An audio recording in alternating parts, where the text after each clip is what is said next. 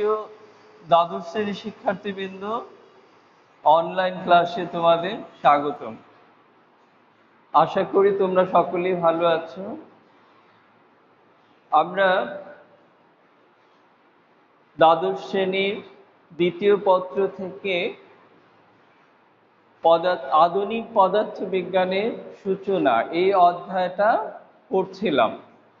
আমরা গত ক্লাসে তোমাদের এই অধ্যায়ের উপর কিছু আলোচনা করেছিলাম। আজকে আর বাকি অংশটুকু আমরা করব। আমরা গত ক্লাসে পড়েছিলাম আইনস্টাইনের আপেক্ষিকতার যে দুইটা স্বীকার্য আছে, সেই দুইটা স্বীকার্য পড়েছিলাম। আশা করি তোমাদের স্বীকার্যগুলো মনে আছে। আর সময়ের যে আপেক্ষিকতা, এটাও বিস্তারিত আলোচনা করেছিলাম। সময়ের আপেক্ষিকতা হচ্ছে যে সময় দীর্ঘায়ন। যদি কোনো একটা বস্তু গতিশীল অবস্থায় থাকে তাহলে তার সময়টা দীর্ঘ হয়ে যায়। গত ক্লাসে আমরা একটা গাণিতিকভাবেও প্রমাণ করেছিলাম। সেই রিলেশনটা ছিল টি সমান টি নট √1 - v²/c²। এই সমীকরণটা গত ক্লাসে আমরা পড়েছিলাম এবং এই সমীকরণ দিয়ে তোমাদের একটা গাণিতিক প্রমাণও করেছিলাম। সেটা হলো যে কোনো একজন নভোচারী যখন নভোযানে চড়ে পৃথিবীর বাইরে ভ্রমণে যায়, তখন তার বয়সের মধ্যে আর আমরা যারা স্থির কাঠামোর মধ্যে আছি এদের বয়স হলো একটা পার্থক্য সৃষ্টি হয়। গতদিন সেই পার্থক্যটা আমরা দেখিয়েছিলাম যে 30 বছর বয়সে একজন নভোচারী সে কি করলো, নভোযানে চড়ে ভ্রমণে গেলেন। তখন তার যেই হৃদস্পন্দন, তার জৈবিক যে স্পন্দন, এগুলো সবই স্থির হয়ে যায়। এর ফলে দেখা যায় যখন সে 50 বছর পরে পৃথিবী ফিরে আসলো, দেখা গেল যে তার ওখানে মাত্র 30 বছর ওখানে অতিবাহিত হলো, অথচ যারা স্থির কাঠামোতে ছিল তাদের বয়স 50 বছর বেড়ে গেছে। আমরা এই প্রমাণটা গাণিতিকভাবে দেখিয়েছিলাম যে টোটাল তার বয়স হয়েছিল 30 বছর বয়সে সে পৃথিবীর থেকে ভ্রমণ শুরু করলো। সে 50 বছর ফিরে আসার পর তার টোটাল বছর হয়েছিল 60 বছর। অথচ যে পৃথিবীতে ছিল তার বয়স হয়েছিল কত? 30 80 বছর। তাহলে বয়সের কত পার্থক্য হয়েছিল? 20 বছর পার্থক্য। যদি কেউ গতিশীল কাঠামোর মধ্যে থাকে তাহলে তার জৈবিক ক্রিয়া কার্যক্রম সব কিছুই ধীর গতিতে চলে। এর ফলে দেখা যায় তাদের বয়সের মধ্যে একটা পার্থক্য সৃষ্টি হয়।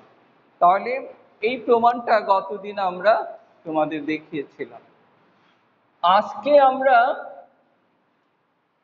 দৈর্ঘ্যের যে আপেক্ষিকতা সেটা নিয়ে আলোচনা করব। দৈর্ঘ্যের আপেক্ষিকতা, তার মানে দৈর্ঘ্য সংকোচন।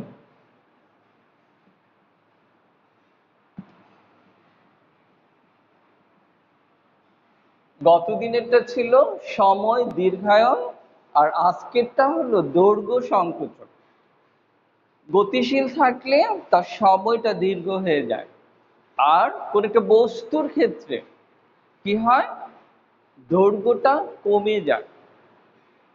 কোন একটা স্থির অবস্থায় কোন একটা বস্তুকে যদি আমি মেপে নেই তাহলে তার যে দৈর্ঘ্য হবে, আর গতিশীল অবস্থা, যেমন একটা রকেট গতিশীল অবস্থা আছে, স্থির কাঠামো থেকে যদি এই রকেটের দৈর্ঘ্যটাকে আমি মাপতে চাই তাহলে দেখা যাবে এই স্থির অবস্থায় বস্তুর যা দৈর্ঘ্য ছিল তার চেয়ে অনেকাংশে কমে যাবে। এটাই বৈজ্ঞানিক আইনস্টাইন এই থিওরিটাই দিয়েছেন। আমরা জানি চিরায়ত পদার্থ বিজ্ঞানের ধারণা অনুযায়ী সময়, দৈর্ঘ্য, ভর, এগুলো কি? এগুলো হচ্ছে স্থির, নির্দিষ্ট। কিন্তু বৈজ্ঞানিক আইনস্টাইন বললেন যে না, এদেরও পরিবর্তন হয়। তাহলে আমরা এখন তোমাদেরকে এই দৈর্ঘ্য সংকোচন ব্যাপারটা একটু বিস্তারিত বোঝানোর চেষ্টা করি। ধরে নিই দুইটা জড় কাঠামো, এটা হচ্ছে স্থির অ্যাস কাঠামো, স্থির অবস্থায় আছে এই কাঠামোটা। আর অ্যাস প্রাইম কাঠামো, এটা হচ্ছে গতিশীল। একটা স্থিতিশীল অবস্থা আছে, একটা গতিশীল অবস্থা আছে। এখানে ধরে নিলাম একটা দণ্ড, আর এইখানে এই কাঠামোর মধ্যে আরো একটা দণ্ড। তাহলে এই দুইটা দণ্ডের দৈর্ঘ্য আমরা এখন পরিমাপ করব। ধরে নিলাম স্থির অবস্থায় দণ্ডটার দৈর্ঘ্য পরিমাপ করলে L0 হবে, আর গতিশীল অবস্থায় করলে L হবে। এখন যদি স্থির অবস্থায় বস্তুটার দৈর্ঘ্যটাকে আমি মাপতে চাই, তাহলে এই অংশটাকে আমরা x1 ধরবো, এই অংশটা x2 ধরবো। তাহলে মূল দৈর্ঘ্যটা কত হলো? x2 minus x1। ঠিক অনুরূপভাবে x1 প্রাইম, x2 প্রাইম।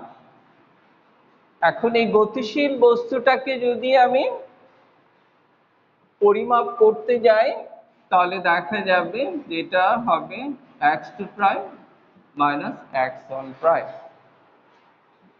এখন আমরা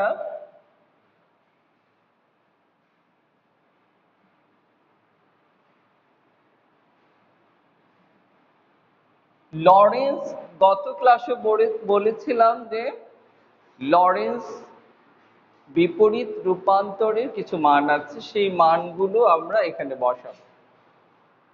তাহলে আমরা ধরে নিই x1 সমান x1 prime plus V T prime divided by root over 1 minus V square divide by C square. এটা কোথা থেকে পেলাম? লরেন্স বিপরীত রূপান্তর থেকে।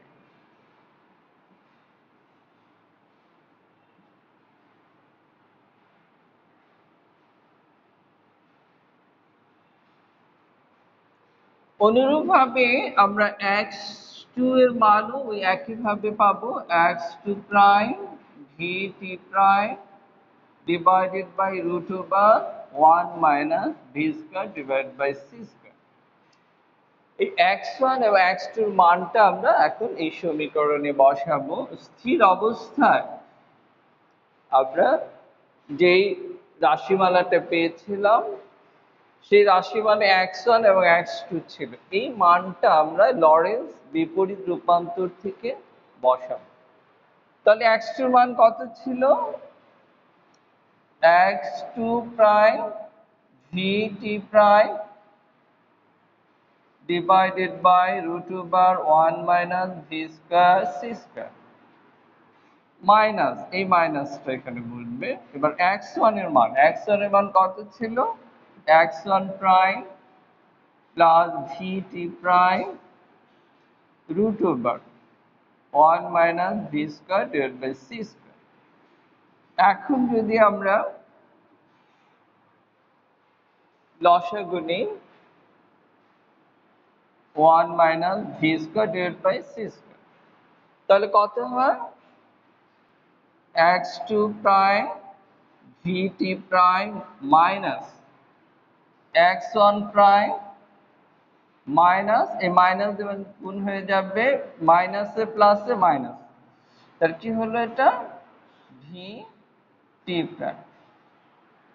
এখন দেখো এখানে এই ভি টি প্রাইম প্লাসে মাইনাসে ক্যান্সেল হয়ে যাবে, তাহলে থাকছে কি x2 minus x1 divided by √1 minus V square C square. তাহলে এল নটের মান পেলাম। পরের লাইনটা আমরা এখানে লিখব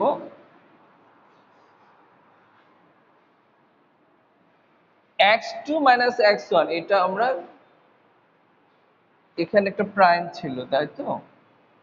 তাহলে গতিশীল অবস্থায় যে দৈর্ঘ্যটা আমরা পরিমাপ করেছিলাম সেখান থেকে এটার মানটা আমরা পেয়ে যাব। তাহলে কত হবে? x2 prime minus x1 prime সমান কত হবে? l, তাই তো? নিচে কি বলবে? √1 minus V square divide by C square. তাহলে এখন যদি আমরা কোনাকুনি গুণ করে দেই তাহলে কি অবস্থা আসবে?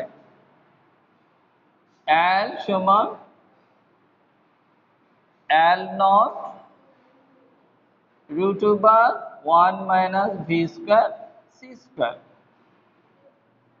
তাহলে আমরা দৈর্ঘ্য সংকোচনের যে রাশিমালাটা পেলাম সেটা হচ্ছে l সমান l naught √1 minus V square C square.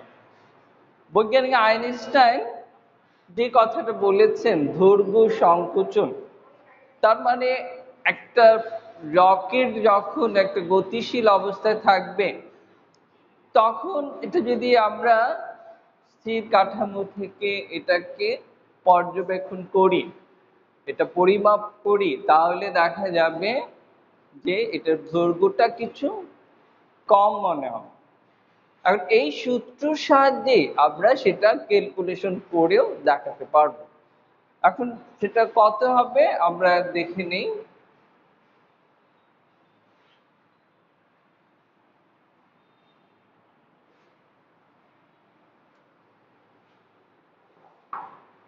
তাহলে আমাদের সূত্রটা দাঁড়ালো l সমান l naught √1 minus V square divide by C square. এই lটা হচ্ছে গতিশীল অবস্থায় দৈর্ঘ্য,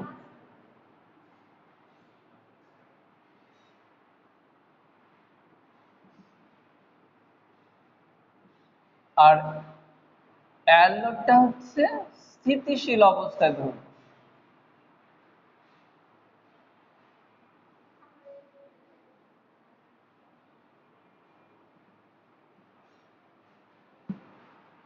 আচ্ছা, এখন যদি আমরা এখন যদি আমরা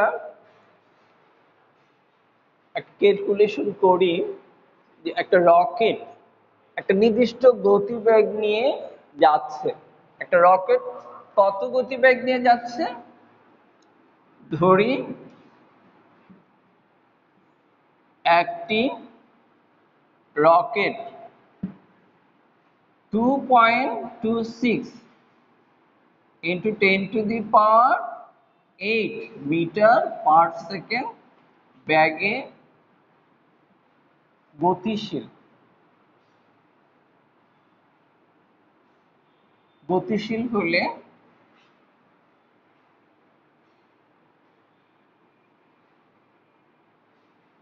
রকেটের দৈর্ঘ্য কত হবে? আর গতিশীল অবস্থায় আমরা রকেটের দৈর্ঘ্যটা কত ক্যালকুলেট করব? আমরা যে বললাম শুধু কথায় বললে হবে না, আমাদের পাশাপাশি গাণিতিকভাবেও এটা প্রমাণ করে দেখাতে হবে আমরা যেই কথাটা বলছি। এখন দেখো একটা রকেটের গতিবেগ প্রায় আলোর গতিবেগের কাছাকাছি। এখন এত গতিবেগে এত গতিবেগে যখন একটা রকেট চলবে তখন তার দৈর্ঘ্যটাকে একটু সংকোচন মনে হবে। কতটুকু সংকোচন সেটা আমরা এখন এখানে এই সূত্রের মধ্যে বসিয়ে আমরা মানটা বের করে ফেলব। তাহলে আমরা জানি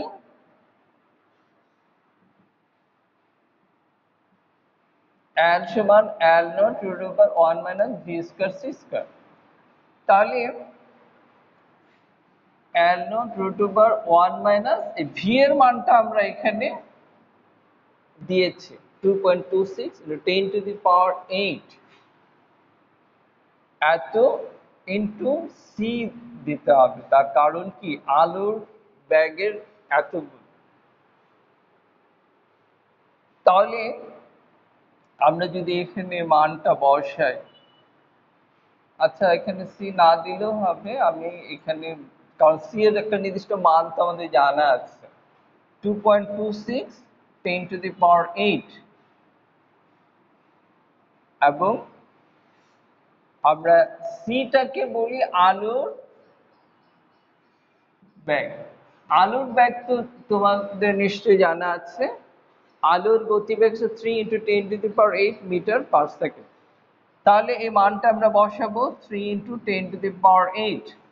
কারণ দুটার মধ্যে বর্গ আছে, তাহলে হোল স্কয়ার দিয়ে ফেললাম। এখন তোমরা একটা ক্যালকুলেটর দিয়ে এটা ক্যালকুলেশন করে নাও। ক্যালকুলেশন করলে আমরা যে মানটা পাবো, ধরে নিলাম তোমরা একটু বাসায় ক্যালকুলেটর দিয়ে করে দেখো, তা আমি দেখছি কত হয় 0.5, ঠিক এমন হবে। তাহলে এটা এলটা আমরা কি বলেছিলাম, গতিশীল অবস্থায় দৈর্ঘ্য। গতিশীল অবস্থায় দৈর্ঘ্য আর এল নোটটা কি স্থিতিশীল অবস্থায় দৈর্ঘ্য। তাহলে গতিশীল অবস্থায় দৈর্ঘ্য স্থিতিশীল অবস্থায় দৈর্ঘ্যের কি কম দেখাচ্ছে না? এটা হচ্ছে আমরা গতিশীল দৈর্ঘ্য বললাম। তাহলে স্থিতিশীলের দৈর্ঘ্যের 0.5। তার মানে কি, গতিশীল অবস্থায় দৈর্ঘ্য আর স্থিতিশীল অবস্থায় দৈর্ঘ্যের মধ্যে কিছু একটা পার্থক্য হয়ে যাবে। তাহলে আমরা আচ্ছা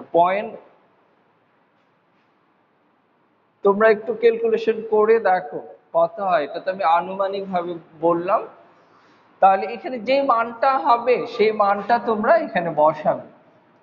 বসানোর পরে দেখবে যে স্থিতিশীল অবস্থা এবং গতিশীল অবস্থা দুইটার দৈর্ঘ্যের মধ্যে অনেক পার্থক্য হয়ে যাবে এবং গতিশীল অবস্থার দৈর্ঘ্যটাই কম হবে। তাহলে এটা তোমরা ক্যালকুলেশন করে দেখবে, এটা তোমাদের বাড়ির কাজ থাকলো, তোমরা বাসায় ক্যালকুলেশন করে দেখবে।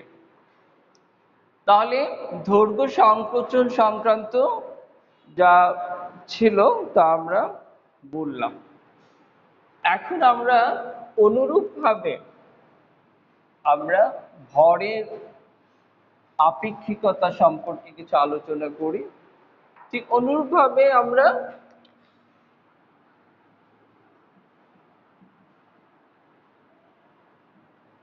ভরের আপেক্ষিকতার সূত্রটাও পাবো।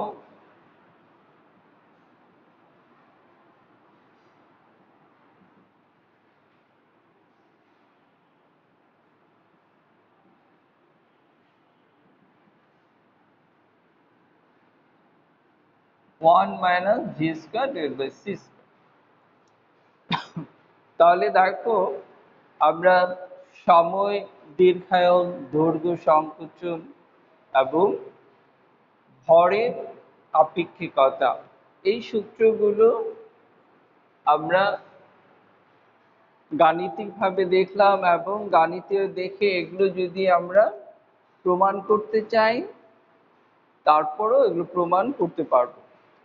তাহলে এই সূত্র থেকে আমরা কি বুঝতে পারি, এটা যদি গতিশীল অবস্থায় ভর হয়, এটা স্থিতিশীল অবস্থায় ভর হয়, আর গতিশীল অবস্থায় গতিবেগ এবং আলোর বেগ, তাহলে এই সূত্র থেকে আমরা সিদ্ধান্ত নিতে পারি যে ভর গতিশীল অবস্থায় কি হয়ে যাবে, বেড়ে যাবে।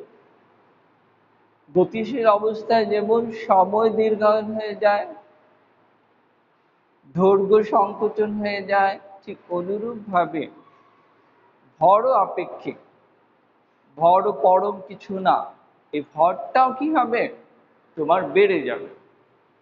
তাহলে এখন যদি আমরা বলি যে আলুর ব্যাগে একটা বস্তুকে আমি নিক্ষেপ করব, তাহলে এটা কি সম্ভব কিনা?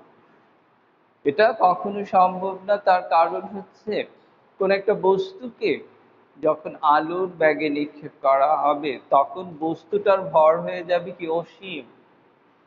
আলুর ব্যাগে যদি নিক্ষেপ করা হয় তাহলে কি হয়ে যাবে, ভর হয়ে যাবে অসীম। 1 - বস্তুর ব্যাগ যদি ভি সমান সি হয়, তার মানে বস্তুর ব্যাগটা আলুর ব্যাগের সমান হয়, তখন কি হবে, ভিটা সি হয়ে যাবে, তাই তো? তাহলে এখানে কি হলো, রুট ওভার, সরি,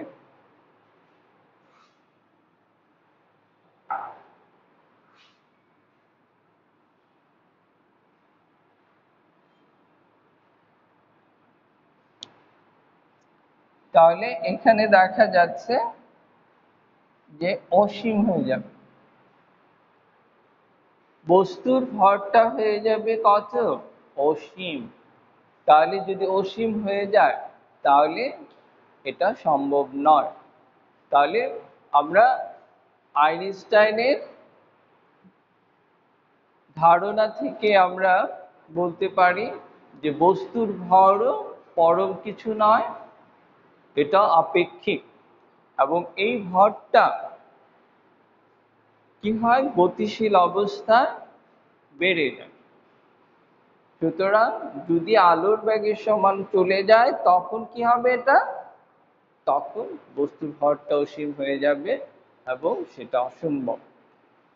তাহলে আমরা আইনস্টাইনের 3টা সমীকরণ দেখলাম। আরো একটা বিখ্যাত সমীকরণ আছে, তোমরা অনেকেই শুনেছ, E সমান mc স্কয়ার। এটা নিয়ে আমি জাস্ট একটু আলোচনা করব। E সমান mc স্কয়ার। কোন একটা বস্তুর শক্তি এবং ভর, এটা আমরা জানি সৃষ্টিও করা যায় না, ধ্বংস করা যায় না, শুধু রূপান্তর সম্ভব। কিন্তু আইনস্টাইন যে কথাটা বললেন যে শক্তি এবং ভর একই বস্তুর দুইটা রূপ, একই জিনিসের দুইটা রূপ, শক্তি এবং ভর, এটা হচ্ছে একই বস্তুর দুইটা রূপ। তাহলে ভরকে আমরা শক্তিতে রূপান্তর করতে পারবো, তার মানে ভরের অস্তিত্ব থাকবে না, ভর নেই।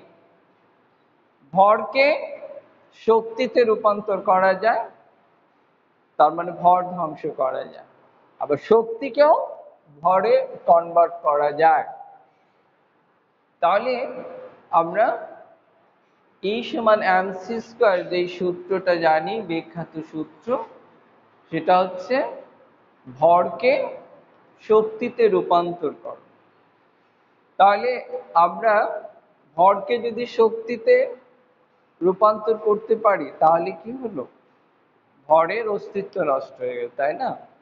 কিন্তু আমরা জানতাম যে ভর, শক্তি এগুলো সৃষ্টি বা ধ্বংস করা যায় না, কিন্তু আইনস্টাইন এসে এই ধারণাটাকে পাল্টে দিলেন। তাহলে এখান থেকে আমরা আইনস্টাইনের যে ধারণাগুলো সব আমরা পর্যায়ক্রমে দেখলাম। তা আমরা যেই সূত্রগুলো পর্যায়ক্রমে দেখলাম সেই সূত্রগুলো আমি আবার তোমাদেরকে লিখে দিচ্ছি। এই সূত্রগুলো মনে রাখবে, কারণ এই সূত্রগুলো দিয়ে আমরা অঙ্ক করব, আমরা সৃজনশীল করব এই সূত্রগুলো দিয়ে। 1 নম্বর সূত্র, 2 নম্বর সূত্র কি পেলাম আমরা, √1 - v স্কয়ার c স্কয়ার। 3 নম্বর কি পেলাম, m not √1 - v square c square. 4 পেলাম E সমান mc স্কয়ার। এই চারটা সূত্র ভালো করে মুখস্থ করে রাখবে। আমরা যখন সৃজনশীল করব তখন এই চারটা সূত্রই আমাদের কাজে লাগবে। তো তোমরা একটা বাড়ির কাজ নিয়ে নাও।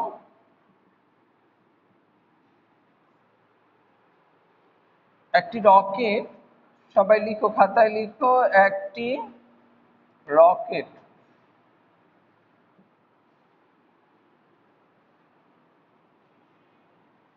কত বেগে গতিশীল হলে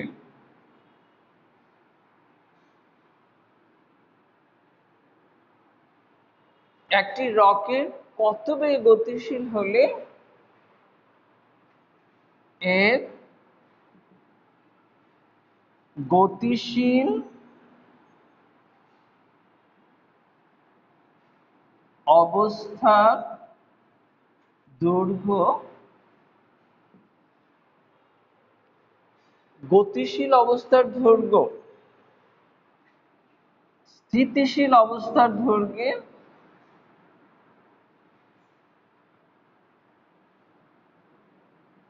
গতিশীল অবস্থার দৈর্ঘ্য যা থাকবে স্থিতিশীল অবস্থার দৈর্ঘ্যের অর্ধেক হবে।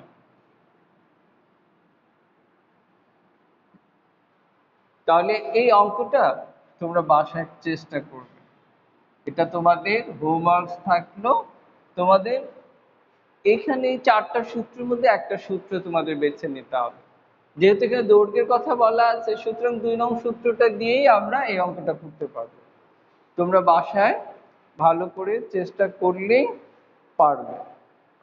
তাহলে এখন আমি তোমাদের কিছুটা ইঙ্গিত দিয়ে দিই কিভাবে এটাকে সমাধান করা যায়। দেখো, আমরা বললাম যে এই সূত্রটাই ব্যবহার করতে হবে আমাদের। তাহলে কত বেগে গতিশীল হলে, তাহলে আমাদের ভিটা বের করতে হবে, তাই না? কত বেগে গতিশীল, ভিটা হচ্ছে বস্তুর গতি, আর সিটা হচ্ছে আলোর বেগ। আলোর বেগ কত? 3 × 10⁸ মিটার পার সেকেন্ড। এটা আমরা জানি সবাই। এখন এই দুটা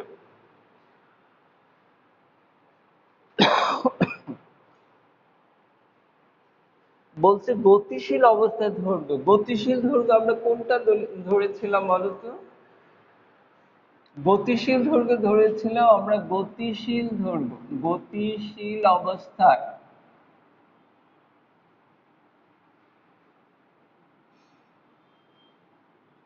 গতিশীল অবস্থার দৈর্ঘ্য আমরা এল ধরেছিলাম। আচ্ছা, গতিশীল অবস্থার দৈর্ঘ্য সমান এল ধরলাম, এল মিটার। আর স্থিতিশীল অবস্থায় দৈর্ঘ্য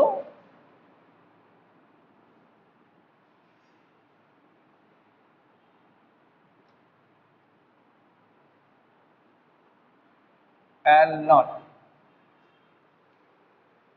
তাহলে এখানে প্রশ্ন মতে আমাদের প্রশ্ন কি বলেছে?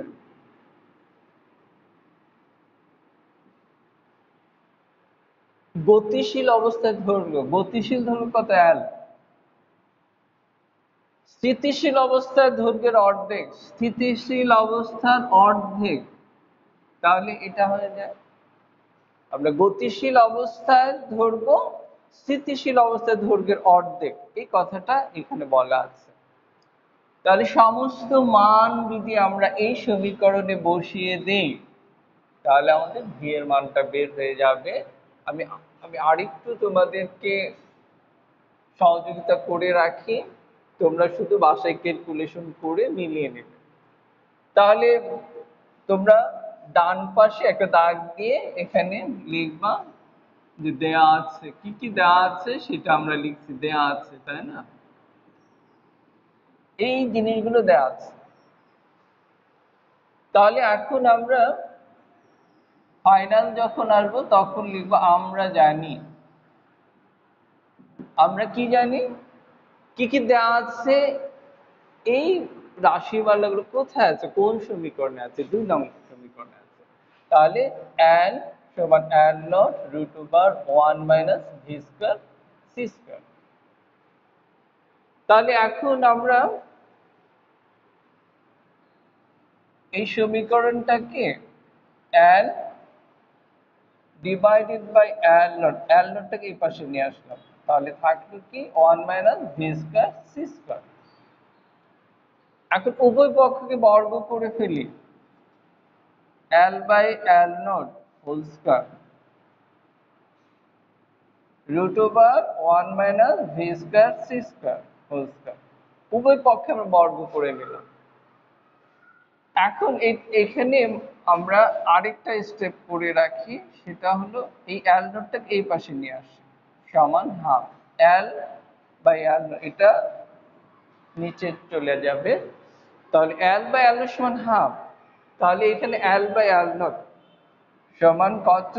এখানে আমরা বলতে পারি হাফ, আর এখানে রুট এবং স্কয়ার ক্যান্সেল হয়ে যাবে, থাকবে কত? 1 minus V square divide by C square, এটুকু থাকবে।